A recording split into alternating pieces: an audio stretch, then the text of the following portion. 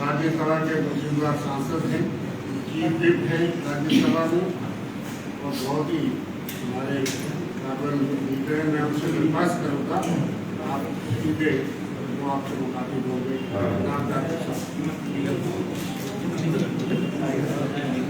नमस्कार। हमारे साथ में जम्मू कश्मीर प्रदेश कांग्रेस कमेटी के सदर अमित खर्रा साहब,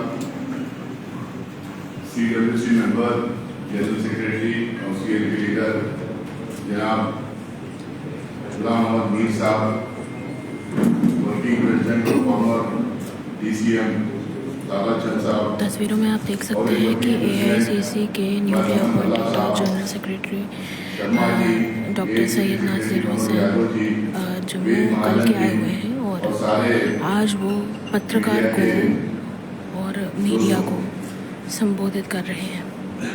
आइए सुनते हैं कि क्या कहना उनका। मेरा पहले मीडियम विजिट है, इसके पहले भी मैं आया हूँ और इसी हॉल में चुनाव के पहले प्रेस कॉन्फ्रेंस किया था। आप कई लोग उसमें थे, उसको अच्छे से कवर भी किया। General secretary in-charge Jammu and Kashmir और लद्दाख का बनने के बाद ही पहली विजिट मेरी है। कल मैंने आके हमारे पार्टी के जो सीनियर लीडर्स हैं, जो फॉर्मर ऑफिस बेरर्स, जो प्रेजेंट ऑफिस बेरर्स हैं, DCC प्रेसिडेंट हैं, उन तमाम लोगों से बातचीत की। रात में हमारे जो सबसे ज़्यादा सीनियर लीडर हैं, लीडरशिप जो है, उनसे अलग से बैठ के बातचीत की। संगठन का हाल, पार्टी की पोजीशनिंग, ये सारी चीज़ों को विस्तार से पूरी डिटेल में हम लोगों ने बात की।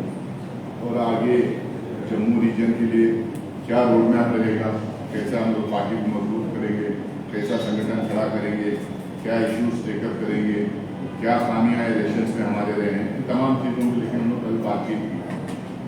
आज भी पूरे कार्यकर्ता को, पूरे हमारे वर्कर्स जो हैं, पूरे जम्मू रीजन के जितने भी आ रहे हैं, सबसे मैं अलग अलग से मिलने की कोशिश कर रहा हूँ ताकि उनके जो आंसर्स हैं, उनके सजेशंस हैं, उनका कामकाज रहा है, उनका कॉन्ट्रीब्यूशन पार्टी का है, उन तमाम चीज़ों को मुझे समझने के लिए थोड़ा आसान है।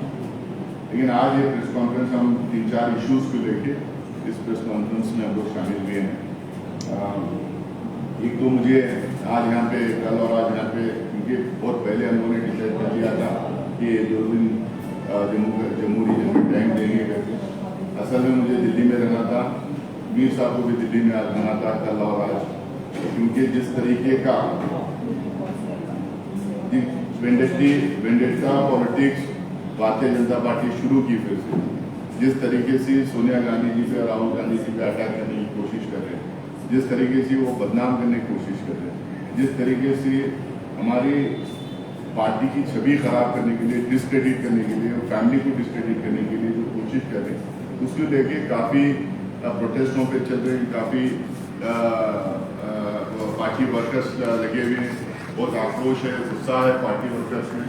और उन तमाम चीज़ों को ऑर्गेनाइज करने के लिए हम लोग को सीनियर लीडरशिपों पर रहना चाहिए। आप तमाम लोगों को पता है कि इशू नया नहीं है, पुराना इशू है। 7-8 साल से इस इशू को लेके वो time to time Satana, harass करना, टॉर्चर करना, ये कोशिश कर रहे हैं। ये पहला इशू मुझे लगता है कि 75 साल की हमारी पार्लियामेंट्री डेमोक्रेसी में करीब 80 साल होने आ रहे हैं। ये पहली बार ऐसा हो रहा है कि एक ऐसा इशू है जिसमें ना तो मनी लॉन्डर्ड हुआ है, ना पैसा किसी को दिया गया है, ना पैसा बैंक से निकाला गया है, ना प्रॉपर्टी किसी को दी गई है, ना प्रॉपर्टी कहीं से ट्रांसफर हुई है, ना कोई मनी ट्रेल है।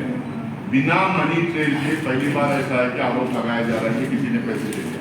ये नॉन प्रॉफिट ऑर्गेनाइजेशन है और नॉन प्रॉफिट ऑर्गेनाइजेशन में यहाँ तक कि सैलरीज तक ये लोग नहीं ले रहे, सैलरीज नहीं ले रहे, मीटिंग में जो बैठते हैं सिटिंग फीस होती है वो सिटिंग फीस नहीं ले रहे, कहीं पैसा कहीं से कहीं ट्रांसफर होते हुए दिखाई नहीं दिया, कहीं पैसा एनकैश करते हुए दिखाई नहीं दिया, कहीं पैसा एक जगह से लेके कहीं और दूसरी जगह दिया गया है वो भी नहीं दिखाई देता। ये पहला एक अनोखा केस है, पता नहीं ये कैसा ऐसा केस बन सकता है जिसमें कोई मनी लॉन्डर्ड ही नहीं हो, मनी लॉन्ड्रिंग केस हो रहा है। ये एकदम साफ है। जिस तरीके के तीखे सवाल इन लोगों को पूछे गए थे पिछले सेशन में, पिछले 2 सेशन से जिस तरह से अपोजिशन लगातार इनके ऊपर हावी हुई थी, जो इनके शॉर्टकमिंग्स हैं, इनके नाकामयाबियां हैं, जिस तरह से एक्सपोज करने की कोशिश की, वक्त बिल में भी जिस तरह से बैकफुट के थे, इन तमाम चीजों को लेकर उनको लगा है कि अटेंशन, देश का अटेंशन डाइवर्ट करना चाहिए। जो मूल क्वेश्चन देश के सामने आज है, बेरोजगारी, गरीबी, एमएसएमई सेक्टर में, एमएसएमई सेक्टर को जो खत्म किया जा रहा है, जो रुपया लगातार गिरते जा रहा है डॉलर के मुकाबले में, पाउंड के मुकाबले में जो लगातार गिरते जा रहा है, जो एक्सटर्नल अंग्रेज के जमाने में अंग्रेजों को देख के कभी नहीं डरे, उनके खिलाफ खड़ी रही, उनके खिलाफ लड़ते रही। उसी तरह से कांग्रेस पार्टी आज भी जो लोग अंग्रेजों का रोल आज अदा कर रहे हैं, जो देश को डिवाइड करने की कोशिश कर रहे हैं, समाज में जो फूट डालने की कोशिश कर रहे हैं, उनसे बिल्कुल कांग्रेस पार्टी डरेगी नहीं और गांधी तो डरेगी ही नहीं। राहुल गांधी जी को जितना उन्होंने तंग करने की कोशिश की, टॉर्चर करने की कोशिश की, हरास करने की कोशिश की, भारत जोड़ो यात्रा में जिस तरह से वो रोड़े डालने की कोशिश की, उसको जगह जगह में उनका मजाक उड़ाने की कोशिश की, उनके खिलाफ केसेस करने की कोशिश की, देश के कोने कोने में उनके खिलाफ केसेस, उनके स्टेटमेंट्स को लेकर केसेस वगैरह डालने की कोशिश की। लेकिन राहुल गांधी जी डरे नहीं, डरेंगे भी नहीं, पीछे हटेंगे भी नहीं, लड़ते रहेंगे। जो एक हमारा आइडिया ऑफ इंडिया है, जो हमारे स्वतंत्र आंदोलन के जो सेनानी थे, जो लीडर थे, जो रहनुमाए थे, जो एक विजन था उनका, जो एक ख्वाब उन्होंने देखा था, उसको रियलाइज करने के लिए कांग्रेस पार्टी बिल्कुल लड़ते रहेगी, डटे रहेगी और डरेगी नहीं। ये दूसरी बात जो है, आपको पता है कि कल सुप्रीम कोर्ट में हियरिंग थी। सुप्रीम कोर्ट में जो तुषार मेहता जी थे, जो सरकार की तरफ से जो खड़े हुए थे, वक्फ अमेंडमेंट वाला जो बड़ा मामला देश में चल रहा है, जो एक झूठ के बुनियाद के ऊपर, ये भी पहली बार ऐसा होगा, पहले झूठ बोला गया, मिस इन्फॉर्मेशन पूरे देश भर में फैलाया गया, पूरा उनका इको सिस्टम, पूरा मोदी मीडिया उनका लग गया था कि वक्फ के खिलाफ बोलो, इतना बोलो कि आम आदमी भी मानने लगे। लेकिन जब जेपीसी में, मैं भी जेपीसी का मेंबर रहा हूँ कांग्रेस की तरफ से, जेपीसी में जब हम लोगों ने इनसे सवाल करने लगे, जब इनको लॉजिक पूछने लगे, जब इनसे डेटा मांगने लगे, तो बिल्कुल इनके पास कोई जवाब नहीं था। और बुलडोज करके जेपीसी में, आज जो किरण रिजिजू का कल मैं इंटरव्यू देख रहा था, वो कह रहे थे 90% जेपीसी के रिकमेंडेशंस को अकोमोडेट किया गया है। मैं बोलना चाहता हूँ, वहाँ सिर्फ जो भाजपा के जो एमपीज थे, उनके रिकमेंडेशंस, उनके जो बातचीत थी, उसको शायद अकोमोडेट होती होंगे। पूरे जेपीसी के रिकमेंडेशन, पूरे जेपीसी की जो सोच थी, सजेशंस थे या अमेंडमेंट्स के खिलाफ जो उन्होंने बोला था, उसको किसी चीज को उसके ऊपर ध्यान में नहीं दिया गया, उसको अकोमोडेट भी नहीं किया गया। अब उसके बाद में हम लोग को जब पार्लियामेंट में मौका मिला, सारे अपोजिशन पार्टीज के जो लीडर्स थे, लोकसभा में, राज्यसभा में सवाल खड़े किए और देश के सामने आप तमाम लोगों ने देखा, मैंने भी बात किया था, हम लोगों ने बड़े बड़े सवाल खड़ा किए। उसका एक सवाल का भी जवाब उन्होंने दिया नहीं, ना ही अमित शाह जी दिए, ना ही माइनॉरिटी अफेयर्स मिनिस्टर दिए, ना ही उनकी तरफ से जितने बोलने वाले सीनियर लीडर्स थे, कोई भी उसका जवाब नहीं दिया। आज हम लोग जो जेपीसी में और पार्लियामेंट में जो सवाल खड़ा किए थे, जो उठाए थे, जो हमारा वो लोग कंफ्यूजन ही जो बोल रहे थे, उसको हम लोग बोल रहे थे आप क्लैरिफाई करो इसको। जो जवाब नहीं आ रहा था, उसी तरह के सवाल आज सुप्रीम कोर्ट उनके सामने खड़ा किए, उसी तरह के सवाल उनको पूछ रहे हैं।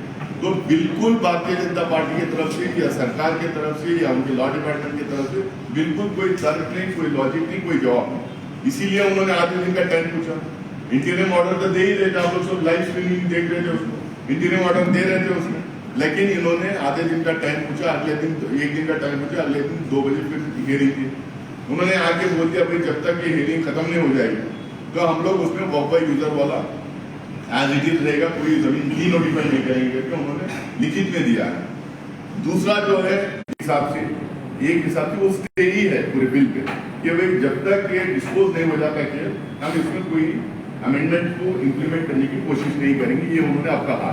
अगर उनके पास जवाब होते, अगर उनके पास आंसर होते, जितना उन्होंने गलत फैलाए थे, मिस इन्फॉर्मेशन फैलाए थे, तो उसको लेकर जवाब होते तो शुरू किया। हमारा एआईसीसी सेशन हुआ, कई हमारे प्रोग्राम्स हमें चलने लगे। बिहार का चुनाव आने वाला है, वक्त पे बैकफुट पे वो जा रहे हैं लगातार, तो अब उनको लग रहा है कि कुछ ना कुछ करना पड़ेगा, इसीलिए जो है वेंडोला पॉलिटिक्स उन्होंने शुरू किया।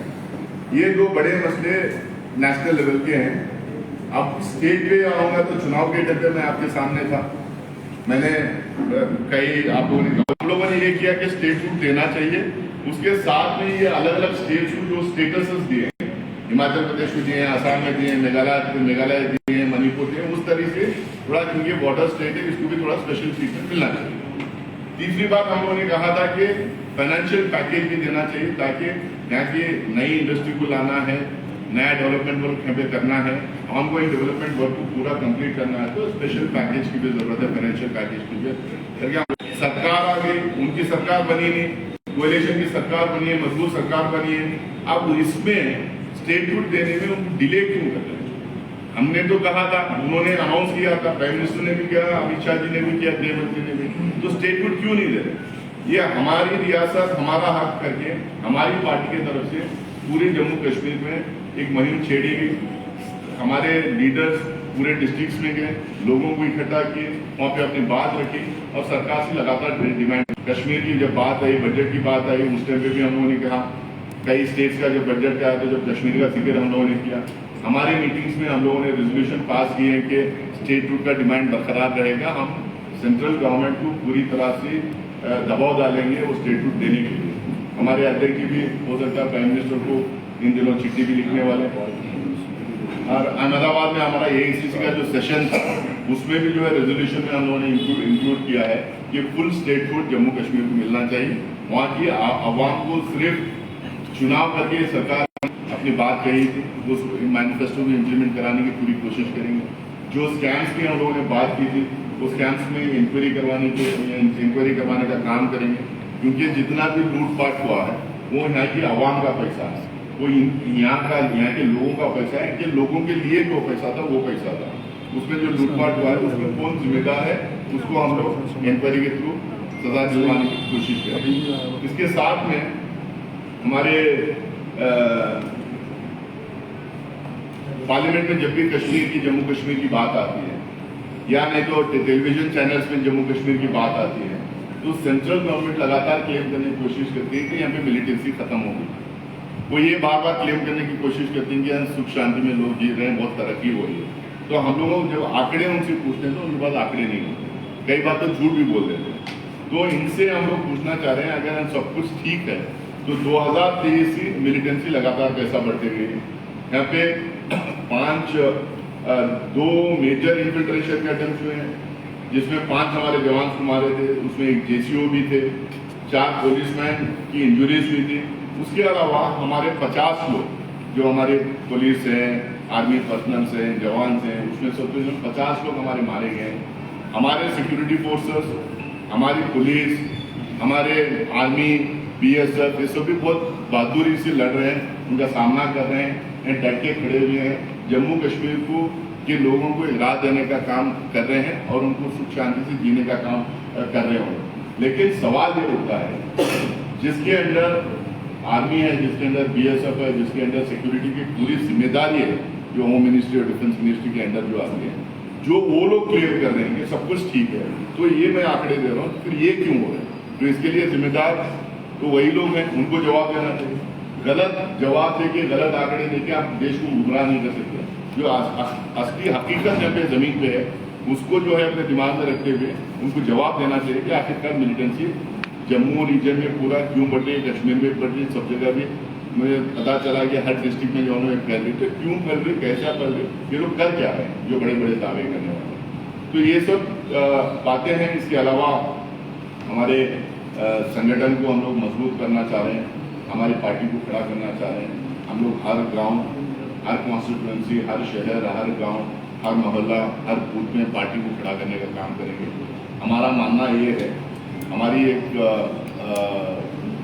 नेशनल पार्टी है, पुरानी पार्टी है, देश को आज़ादी दिलाने वाली पार्टी है, और देश के लिए जो ख्वाब देखे थे आज़ादी के आंदोलन के हमारे रहनुमा, तो उसको रियलाइज़ करने के लिए, उसको उस तरीके के हिंदुस्तान बनाने के लिए अगर कोई पार्टी सक्षम है देश में, तो सिर्फ कांग्रेस पार्टी है। उतार चढ़ाव होता है, चुनाव जीतना हारना होता है, लेकिन लगातार हमारे लक्ष्य की तरफ बढ़ने के लिए हम लोग कोशिश करना है, मेहनत करना है।